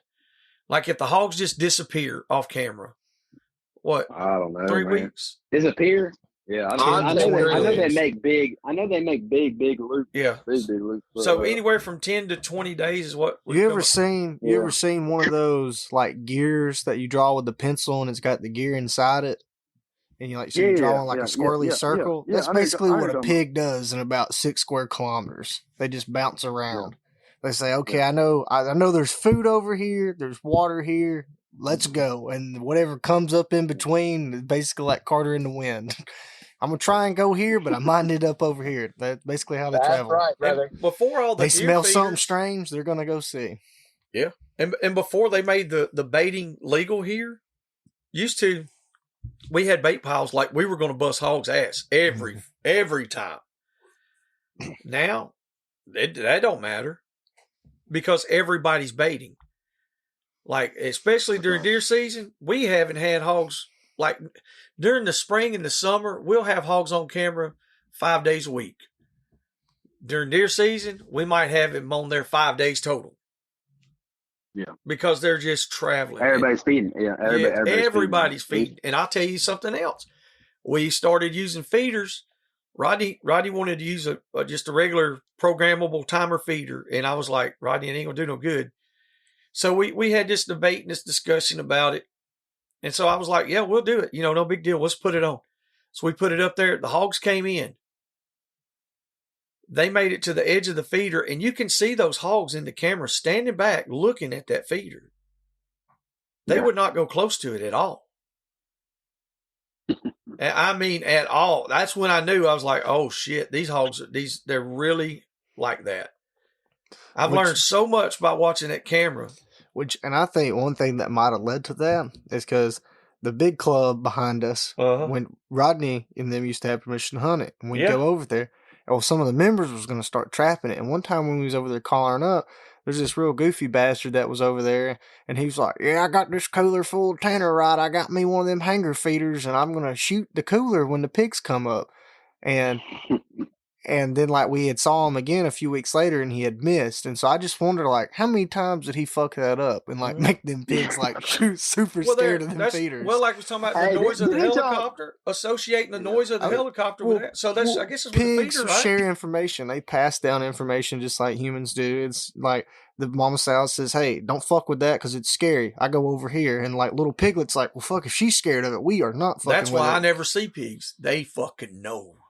Yeah, they know. They They smell know. that shit. They know. They smell that shit, right, and they're like, pulling up "Yeah, now." that stinks. I gotta stay away." Yeah, shit. When Rodney shit in front of the truck the other day, boys, It let me looked tell like a you, bear. It looked like a bear. it was. I videoed it for y'all. I know y'all probably wanted to see it, but like there was a huge group of people, and Rodney's like, "I gotta take a dump." He didn't even go to the woods. Well, nobody would take him down there because his ankle was twisted, so he just set up against the truck. So anyway, that's why we don't find hogs, because Rodney put the smell out. Yeah, that's pretty funny, bad. man. That's funny. Oh, Hot Rod. Yeah, I miss him. I miss old that's Rod. my buddy. That's my buddy. I'm hoping to see him in a couple of weeks. Yeah, oh yeah, he's gonna be there. Good deal. Well, y'all coming next week, ain't you? The Rusties, ain't you? Yes, sir. God Yes, willing, sir. we'll be there. Speaking of Rusty, I talked to some boys from California that are coming to Rusty's Bay. From California. I've talked to a couple myself from California. That'd be sick. I talked to Don't Dapper Dan live in California? huh? Dan's gonna beat your ass, Ron, if you keep talking Dapper Dan. Hey, Dan Lewis? Dan's my boy. I'm not sure. Are you talking about Dan Lewis? You talking about Dan Lewis? Yeah. Though? You calling Dapper That Dan? motherfucker's not Dapper Dan. He That's, ain't got- That's I Mr. wanna Dan. He ain't got no hair. He can't be Dapper Dan. Dan's mean. my boy. Hey, I got Dan, him and Logan the housing on the way home from North Carolina at my parents' house. So Hell me yeah. and Dan are pretty cool. Okay, Yeah. as long as you're good with that. So, I need all right. to. I think I'm gonna call him tomorrow. I gotta pick his brain on a few things. Yeah. I didn't Yeah, know if that's the guy from. Is that I'm talking about? Is that the guy from California you talking about coming? No. No. Okay. The boy named Caleb Cowden. Who? They bringing them Cali dogs. They said they finna whoop everybody. What was it? What was his name, Carter? Caleb Cowden. Yeah. Okay. Yeah. But What's he hunting with? He didn't say they was gonna whoop everybody's ass, but he said they were really excited about coming, man. And I'm so fired up about, like, I get fired up for Downsville, but I am fired up about going to Ringling, Oklahoma once again. Yes. Yeah. What day are y'all going? Even though Rusty and Pat have hinged the rules to directly work against me, and I know Ronnie Creek. If Ronnie Creek's listening to this, Ronnie, I know you don't think they directly hinged the rules to work against me, but there ain't been but one pro dog to play, or one woods dog to place at Jake's Bay in about the last 3 or 4 years, and that's 12. So, you know what I'm saying? And I got the proof. I got the proof in the pudding that he's the woods dog, that he hunts in the woods. He sucks in the woods. He's not very good. He's not the best dog I have. He's a coon dog. He does go hunting. He does hunt. And, that Rusty has conspired against me. Well, you'll get to talk to Pawpaw Ronnie. You'll get to figure it out with Ronnie, because he called me he called me yesterday. He was like, "Hey, what day you going?" I said, "I don't know. I might go Monday or Tuesday and head on out." Dang, you getting early. Well, I have some things already that I have to do out there. Oh, I hear you. I might go Saturday. I don't know. It just depends. But anyway, I think we're gonna try to leave like Thursday. I'm looking at my schedule now. I think we're gonna I'm trying to get somebody to come in and work for me on Thursday night I or gotcha. super early Friday morning and just stroke out there as There you fast go. as we can. Ronnie said, well, reckon how hard it'd be for you to swing by and pick me up. I'm thinking, I gotta go down to Louisiana and pick him up. Oh, Lord. I said, Ronnie's living in Louisiana now. ain't that where he lives at? Or in I Texas? think he does. reckon He lives in so. Louisiana. You're right. Yeah, he lives in yeah, Louisiana. he lives Yeah. in Louisiana. Yeah, that's right. He does. I know. I was thinking Y'all are horrible grandsons. Y'all don't know No, where y'all's I pawpaw knew it. lives. Carter had me confused because I know. I Anyway, ain't even entertaining it. He done caught all the hogs in Texas. He had to move to Louisiana. here's what he He said. got He that said, big pig. well, if I'm your pawpaw, you at least give me a ride. I was like, I'll be there to get you. I will be there to get you. I will call you in the next day or so and let you know what time.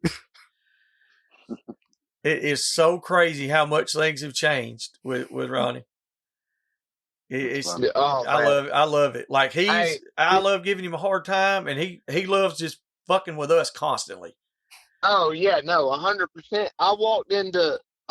It was after me and Ron pulled the red eye, coming back from South Texas, going to Earl's last year. I walk in that little podunk restaurant right there at the motel. Motel. And the In first Winfield. person, In Winfield. yeah, in Winfield, the first person that I walk in there and see, and Kevin and Drew are asleep in the truck, and I walk in there, and the first person that I see is Ronnie Creek, and I said, "Papa, it's 4:30 in the morning." I was like, "Papa, what are you doing?" And he's like, and he just like puts his head down, kind of shakes. He said, "What do you say, Carter?" And I was like, "Papa, we this with you?" And he's like, "Who is we?" And I was like, "Hang on, I'll go back out there and get him." And I run out there and I got them boys roused up. I said, "All right, look, y'all got to come eat lunch with the legend or eat breakfast with the legend." Yeah. And Kevin Brooks said, "Who is it?" I said, "It's Ronnie Creek." And he said, We But go that's ahead. the thing, man. That show played him out to be the bad guy, but anybody that's known Ronnie Creek and spent enough time around Ronnie Creek knows Paw Paw is a good fella, Yes. man. He's talking about he that is- that He's show. a good fella. We were what was it a couple weeks ago when the guys from Louisiana, the Boudouin brothers come in. They had never seen it.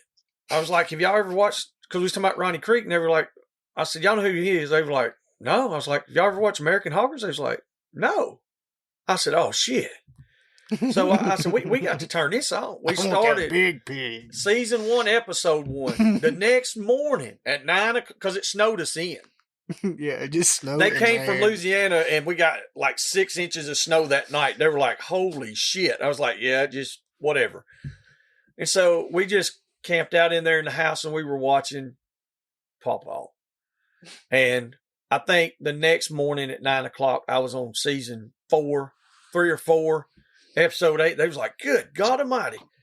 They were tripping out on that shit. They loved it. Like they were like, "And you know these people?" I was like, "Yeah." I said, "That's my damn Paw Paw, boy." That's right. I said, "I don't know what the hell y'all thinking." They were like, "So that's the guy you're talking about?" I said, "Yeah." I said, "Except he's just Boy, bigger, he meaner, and hated better it. looking." He hated when we started calling him Paw Paw. Where'd you go there, Paw Paw? Hey, when we were at Earl's last year, me and Kevin and Rodney, we took off on a little hiatus for a while. When I came back with a wolfhound. I know. We know that. Y'all wasn't that damn. The only thing that banana pudding. Boy, y'all in that pudding. I didn't have no part of that. I just know I came back with a big old Irish wolfhound that Kevin hated. He was like, "That's the ugliest dog here." And he pointed at him. I said, "That's my dog." And I walked over there and I told Chris Hansen, I said, "Whose dog is that?" He's like, "It don't matter. You want him?" I said, "Yeah." And Chris got me this dog. And he told the guy came over there was going to sell me the dog. Chris said, "That ain't what I told him." He said, "I told him this much." The guy said, "Well, that's not what I want." Chris said, "It is today." That's right. Chris was up there. They were he was pawning everybody's dogs up there. Yeah. So anyway, he sells me the dog, and then the guy's like, "Why?" The guy just gives me the dog. Says, "Look, we worked out a deal though." So anyway, so Ronnie's over there, and I just looked at him. He said, "So you ain't even gonna speak?" I said, "Well, yeah, I'm gonna speak." I come over there, and his wife was there, and introduced Rodney and Kevin. He said, and this is our grandson right here. Oh, dude.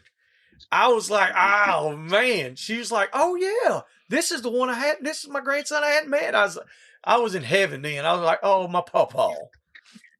Oh, Pawpaw. Oh, He's pawpaw. funny, man. So if he better have his damn bags packed and ready if he's going with me. Hey, already been running him up. I said, he said he didn't want no dog playing second fiddle to 12. I said, well, that's too bad because you're gonna be playing second fiddle to everything else I bring. And he didn't like that too much. So I got to whoop Pawpaw.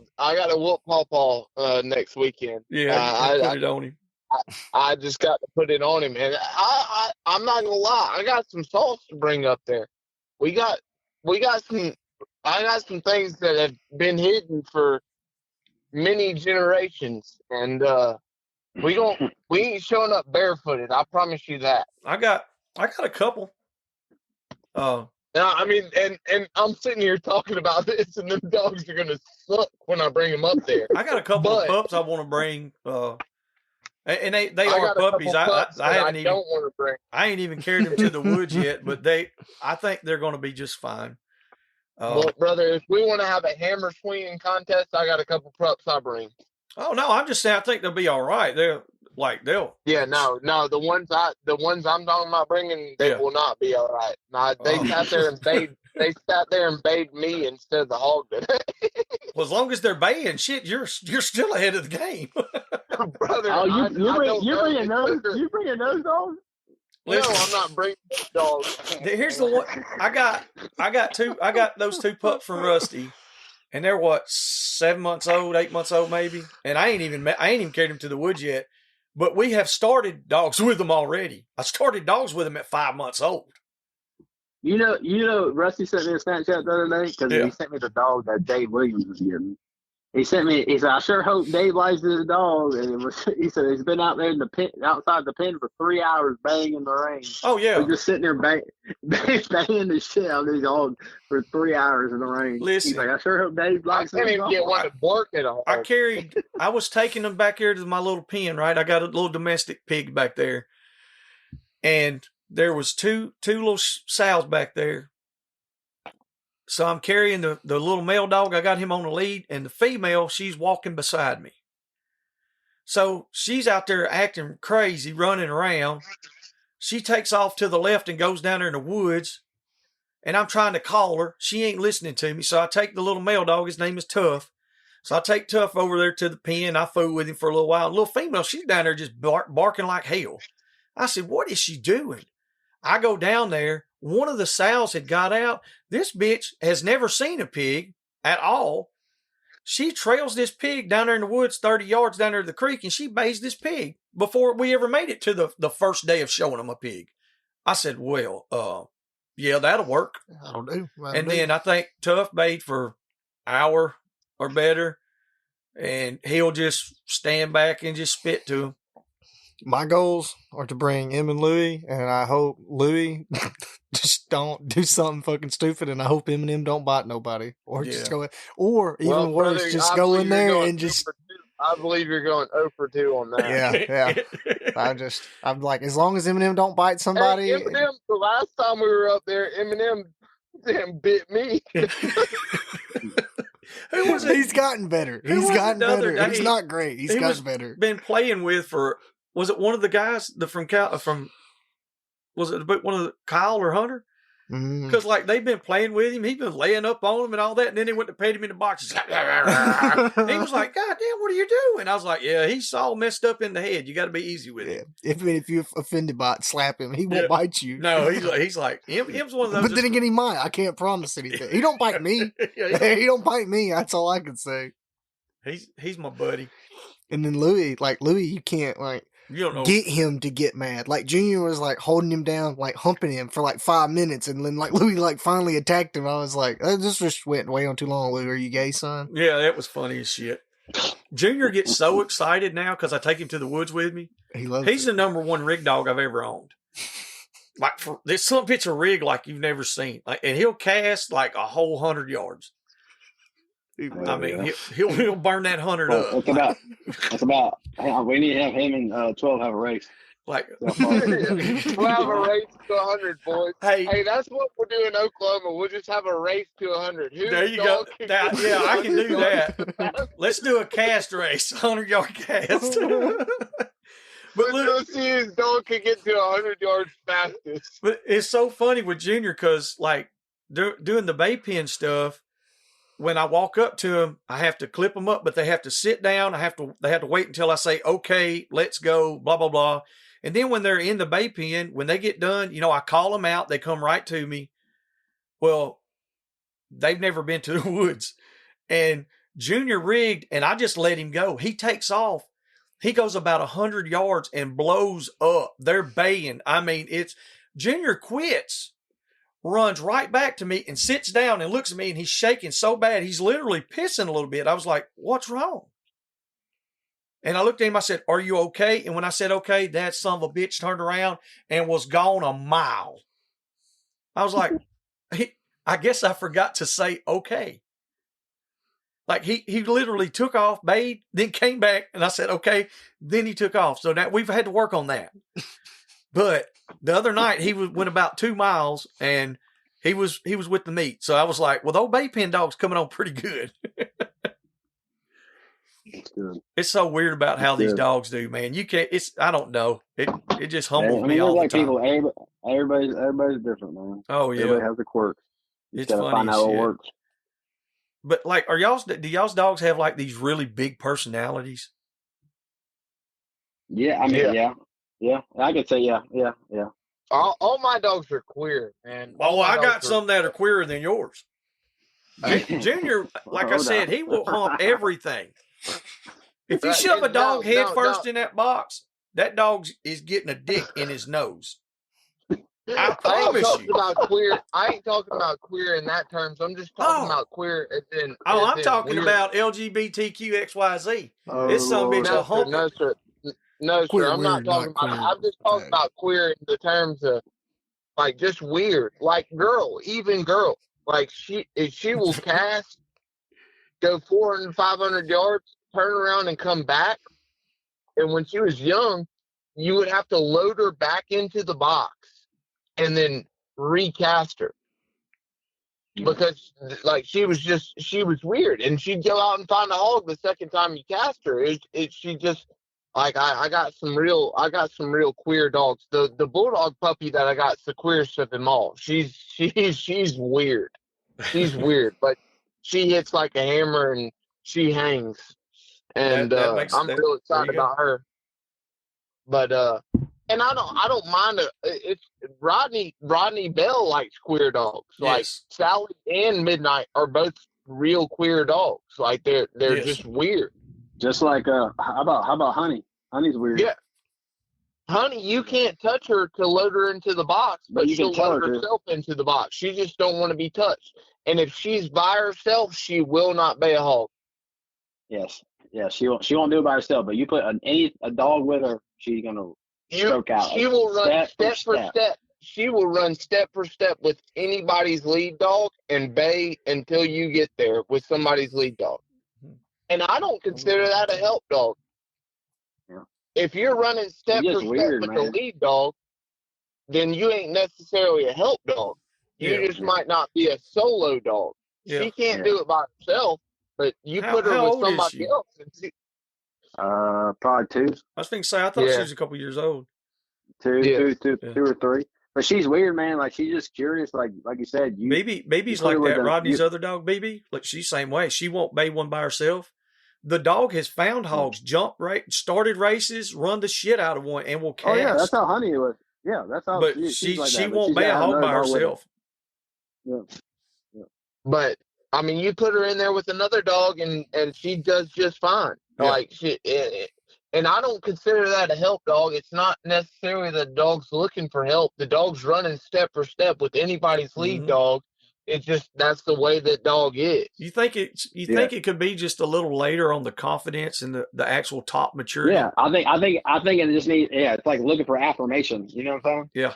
Like yeah. I mean, that's just like some people. You know, they'll be 25 years old and they are they're more mature than a 50-year-old. And then there's the next guy that's 25 years old, and he's more childish than a 16-year-old.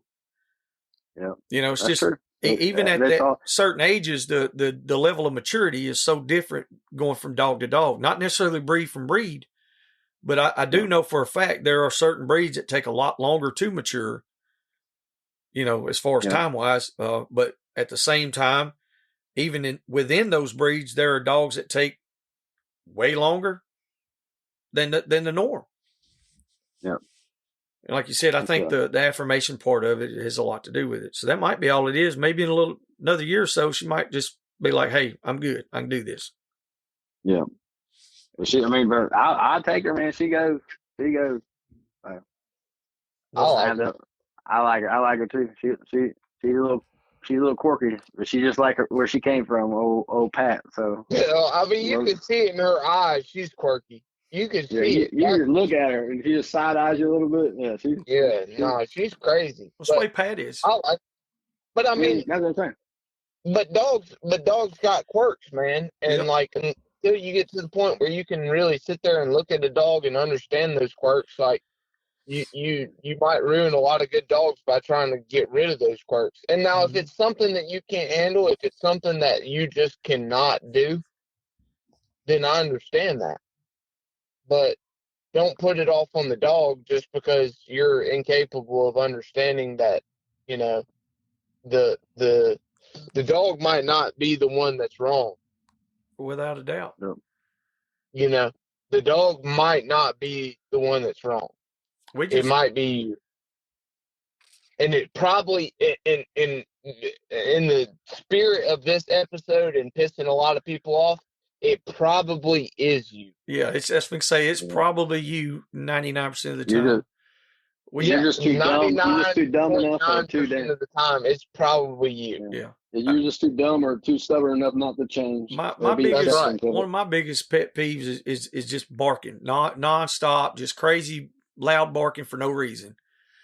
I've got this little pup, and that dude will not stop, no matter what. You just talking about at the house, just going crazy? Yeah, just going crazy. Yeah, just wilding out, just for no reason. Every other dog can be quiet, but this one would not. Anyway, so it's been going on for a while. Usually, what I do is I've got like a little bitty, you know, like the end of a little fishing pole, like a couple feet long, or you can take just like a switch or whatever, something small and thin, and I just reach in there and I smack the side of the kennel. Just make a louder noise than what they're making. Generally, that works. If that doesn't, then I take and I pop them. Well, that didn't work. And it's been going on for a few weeks. And I'm like, dude, this is... And Nate told me, he's like, Dad, I just don't think you're going to win with this one. So, being selfish, I asked Nate to move the dog. Take him out of this kennel. Put him somewhere else. So, he was in the kennel with another young dog. Took him out of that one, put him in a kennel by himself. And in the course of a week, if he barks, I say, hush. He shuts up. I go out there, and before you would have to, like, you're kicking him to keep him in the kennel because he's just wild. Yeah. I open the kennel door. He doesn't. He comes out and he puts his head down so I can pet him. He sits and waits on me to feed him and water him, and he doesn't even try to. And I'm like, what is going on? It was me. It wasn't a damn thing to do with that dog. And the reason because I let that bother me enough that the dog was moved. Found out that it wasn't the dog's fault. We had him with another dog, and apparently that other dog annoyed him or instigated him. One of the two. Something was happening, and it kept him wound up tight. Kept him doing things that annoyed me. So for me being selfish and saying I want to move this dog because I was blaming it on the dog. It wasn't the dog. It was me.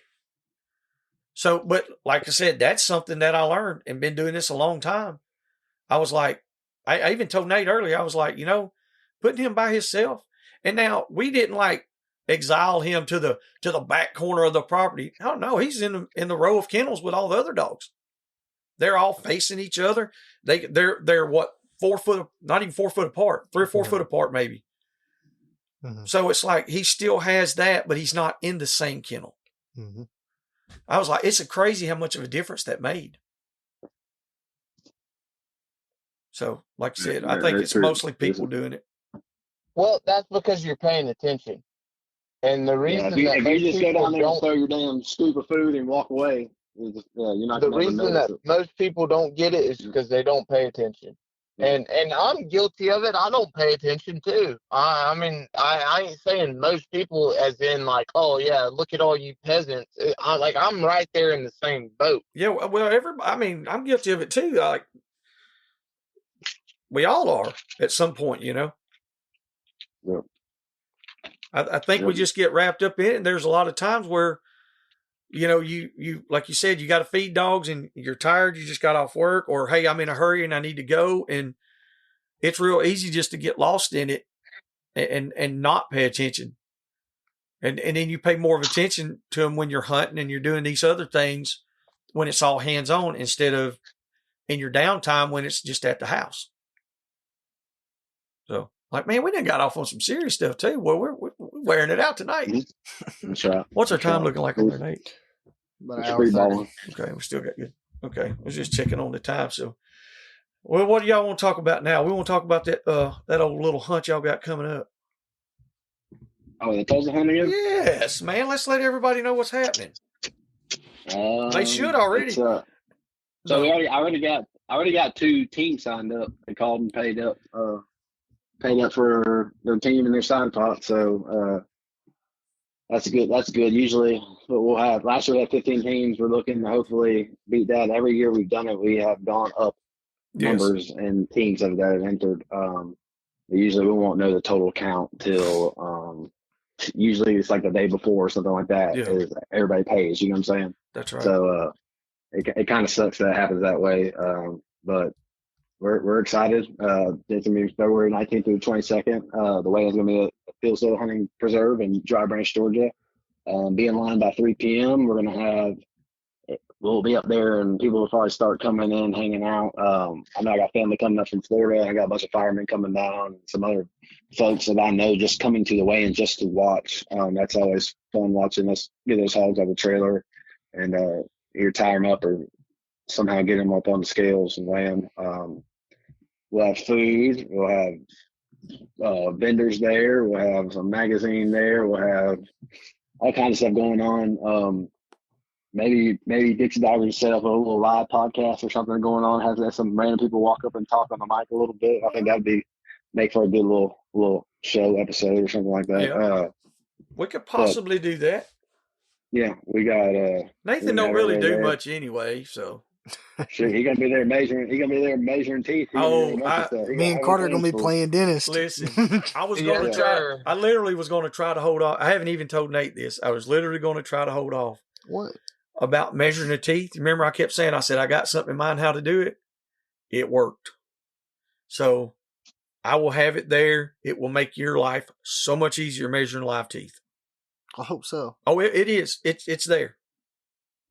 I've got it. I've got it, boys. See, we got something like that to measure live teeth, so we're gonna get our fingers chopped off. That's exactly Which hasn't right. happened yet. We've been close, but sooner or later it's fixing to happen. It's going to happen. It's up the wind a few times. It's going to happen at some point, boys. Yeah, we might have to issue some leather gloves or something like that. I got some like chainmail gloves. Yeah, that's what I was like going to say. be smashed, it wouldn't get it cut. Yeah, some chainmail gloves. That'd be pretty good.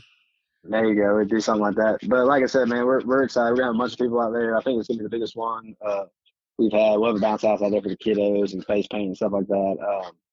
It's going to be a good time. We also have a bunch of items that we're going to be able to raffle off for the hurricane victims of Hurricane Helene that hit North Carolina. We're going to take those proceeds and give it to Valley Strong Disaster Relief out of North Carolina to help benefit them and all the people up there. So we're so thankful that all the donations we have had that cover the buckles, but also physical donations for the hunt as well. So like I said, it's going to be a great time.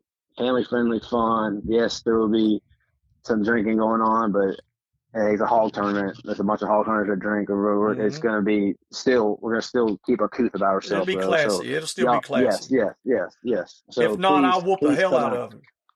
That's right. We'll get some. We'll get Rodney's security. Rodney Bell is the security officer. That's right. Rodney don't play that shit. But we'll be out there selling some shirts and hats and stuff like that. And we picked up that dog box from Thomas Jones and Christine Jones the other day on the way back from. They're good folks, and man, they make a great dog box. If anybody's looking for a dog box, it's about 2/3 the price compared to others out there. Damn near, some of them are almost half off compared to others out there. Yes, they are. Speaking of shirts and hats, I'm putting on my my denim pearl snap that I got from a guy. Hey, yeah, I really am for real. I'm putting it on right now because I'm freezing to death. There you go. Well, I'm glad it's going to keep warm. But like I said, we'll have our merchandise out there to sell as well. But we'll have some postal standard hats and shirts as well selling. It's going to be an all around good time, and I'm really looking forward to it. I'm looking forward to meeting many hog doggers that we haven't met in the past. I've had some people call me from Texas. I've had people call me from Louisiana. I've had some people call me from Florida. Some new teams from South Alabama. So we're super excited about that. I think I've had 4 different ones call me this week, and just asking general questions. Yes. A couple of them they just basic stuff, something I felt comfortable that I could answer. And one guy that called me and asked me some stuff was Austin K guy. He told me, he said, man, I've tried to call Ryan. I was like, and I told him, I said, he's been at a celebration of life deal. I said, I don't know if you'll be able to get a hold of him, but it was just, simple stuff. And, talked to two guys from Texas, 2 other guys. And then a guy from there were some guys from Arkansas, but they're in North Arkansas. Okay. And then one guy, and he's right outside of Memphis on the Mississippi side. So, I mean, if those guys get in there, that'll be several states. Yeah. That'd be pretty awesome. It'd be pretty awesome. And then they just grow it as big as it can be. And, man, just to get all those people around, besides like Uncle Earl's and some big old hog tournament or hog events, it'd be cool to get all these people in one general spot. Let's keep it classy, guys. I know some people will get some bragging rights and they get a little butthurt and get a little mad about some things, or you might have some beef with some people. So we'll just try to keep it classy and nothing too bad happen at the weigh-in. Now y'all can go down the street to Macon or Warner Robins and hash it out. I don't care what y'all do then, but just try to. We don't want no problems at the weigh-in. That's right. We don't need none of that junk. Yeah. I'm excited about it myself. It's going to be a big event, I'm sure. There's been like you said, there's been a lot of people been interested in it for sure this time. It's growing every single year. Yeah, and we finally got the buckles back, man. I got 35 buckles in, and they look pristine. Corriente Buckle Company out of I think New Mexico. They did a fantastic job. These buckles look absolutely amazing. Good deal. So we are super pumped about that, and I think it's gonna be a good old time, y'all. Come out February 22nd, folks. We'll be out there for a while. Everybody's got to be in line by 3:00 the way the hogs in. So I know folks are gonna have a good drive from Texas and stuff like that. If they're planning on hunting on Texas, they better hunt early and start making that drive because that's a damn haul. Yeah, that's a big haul, and much respect to anybody who does that. That's a lot of work, a lot of time. Yeah, and money, man. Oh yeah, and money because the hunt's during the week. So like if they're starting on when is that? I don't even know, that Wednesday night to Thursday morning when it starts. Mm-hmm. So like that's Thursday, Friday, and then Saturday's away. So I mean they're eating up 2 days of work days. That's right. The hunt. So it's God bless everybody that does it, and just be safe and look forward to having a good time. Hell yeah. Can't wait, sir. Well, that'll work, man. Y'all got anything else? What the hell's that? That's my truck. I was going to say, that's Carter. We know it's Carter. That's my truck said thank you. That's my truck. I'm sorry. Hey, boys, I love you. Right on. God bless. I'm so thankful for everything that's happened in my life, and I'm thankful for y'all. And I'm sorry to have that turbo whistling right now, but I'm really excited about the tournament, and I'll shut up and mute myself. But like, I'm happy to be here and happy to talk to you boys and everything else. So. That's it. That's what we're fixing to do. I'm happy to help you have. There's 100,000 downloads, man. Congratulations on that as well. Oh, Thank yeah, y'all. we're going to Thank keep on y'all. picking Thank on. y'all. Like, it's you guys are the biggest part of this besides us. I mean, And Uncle Pat. and Uncle Pat, like, without the guys that help us, like, we can't do all this shit. Like, I mean, Well, you'll never course, know. take You'll that. never, ever know how much it means to me, for real. Like, without a doubt. I can't do it without getting all emotional and sappy about it, so I'm not going to do it. No, heck, no. Love you guys, and we are very thankful to have y'all in our lives. I mean, this one big old circle jerk, we're just going to keep it going. You know, I mean, that's the best way I can put it. That's the truth, brother. That's the truth right there. That's the We'll truth. keep it going. Ryan, If you don't like it, you can start your own or join ours. That's right. Mean, one of the two. We're always looking for good team members. Right. I don't turn Carter, down no good Carter, help. I guarantee you, Ryan's face looks just like Nathan's right now when I said that. Both of them put their head down and shook us like, damn, he was doing so good. And then he just messed it up. Hey, both of us did. Just I know it's ruined thing to say. So, you know how it goes. So, all right, guys, look. Just ruined it just as quick as we started it, I can't help it. I can't help it. So, all right. So, this was a great episode. Glad we got to catch up with everybody. Y'all make sure y'all get out to Mud Creek this next week. Yep. And make sure if you don't hunt in the Tulsa hunt, hey, we understand, but bring your ass out and support it. Come hang out with us. Come talk shit. And if you don't like us, come out and tell us. Drive out and say it. Say, I don't even like you, but show up and support everybody else. You ain't got to like us. Right. You know what I'm saying? We'll This buy is some bigger raffle power. tickets for the. That's right. We'll buy some raffle tickets for the hurricane victims. Go. That's right. Support the cause for remembering Tulsa's name. You know what I'm saying? That's exactly right. It's bigger. It's bigger than us. Yeah, it's all about the hounds, and it's all about everybody else. It ain't about us. That's right. And then so y'all make sure y'all get that and get your days put in. Be ready to get off work because you got Uncle Earl's coming up in a few weeks as well. So, hey, it's going to be busy. Yeah, it's going to be a busy couple of months coming up here soon, man. That's right. Really busy. Yeah. We got a lot of stuff happening. So. All right, boys. Well, we appreciate your time, Joey. Thank y'all. Thank you, Nathan. Y'all have a good night, okay? Hey, we appreciate you, boys. We love you, boys. All right, my brother. Thank y'all. Y'all be good. We love y'all, man. We'll see y'all. Yes, sir. We'll see you. All right, see you. Have a good night. Yeah, bye. See if I can do it right. I got it. All right, so there's another one in the books, everybody. But like, no joke. Like I said, I know everybody can't hunt these tournaments. But if you're able to just to come out and hang out, like there's all kind of raffles that's going to be going on. There's a list of stuff. So if nothing else, you come out, get in on that. You got a chance to win. How many items do you know exactly how many, Nate? By any chance? It's a bunch. It's good stuff. I mean, there's dog boxes, there's kennels, there's rifles, there's lights, there's all kind of hunting equipment. So y'all get in on that, and like I said, y'all make sure to just keep up with us. Keep doing the same old things on social media. Make sure to like all our stuff, subscribe, bomba doobie doobie, and all that. And until the next time, we will see ya. Thank you. Hope y'all enjoyed that episode. Stay tuned for our new episodes every Monday and Wednesday. For questions, advertising, or just to chat, email DixieDoggers01@gmail.com.